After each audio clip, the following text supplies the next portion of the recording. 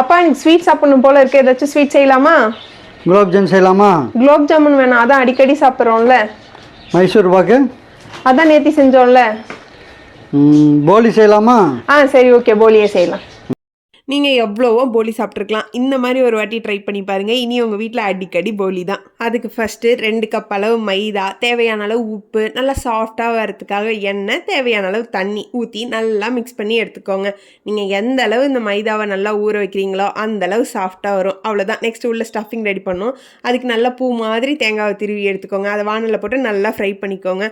கூடவே கொஞ்சமாக நாட்டு சர்க்கரை ஆட் பண்ணிங்கன்னா அவ்வளோதான், உள்ள ஸ்டஃபிங்கும் ரெடி. அவ்வளோதாங்க. மைதாக்கு நடுவில் நம்ம ரெடி பண்ணி வச்சிருந்த ஸ்டஃபிங்கை வச்சு ஃபுல்லாக கவர் பண்ணிவிட்டு நல்லா சப்பாத்தி மாதிரி தேய்ச்சி எடுத்துக்கிட்டு அது தோசைக்கல்லில் போட்டு எடுத்திங்கன்னா நல்லா குயிக்காக சிம்பிளாக எம்மியான போலி ரெடி. இதை என் மாமனார் செய்யும்போது தான் தெரியுது, போலி செய்யறது இவ்வளோ சிம்பிளா, இதுக்கு ஏன்டா இவ்வளோ நாள் வெளியே காசு கொடுத்து வேஸ்ட் பண்ணணும்னு சொல்லிட்டு ஃபீல் பண்ணிட்டு இருந்தேன். இந்த போலியை ஒரு வாட்டி செஞ்சு பாருங்கள், உங்கள் வீட்டில் திரும்ப திரும்ப செய்ய சொல்லுவாங்க. அந்தளவு சூப்பராக இருக்கும். இந்த மாதிரி குக்கிங் வீடியோக்கு நம்ம சேனலை சப்ஸ்கிரைப் பண்ணிக்கோங்க.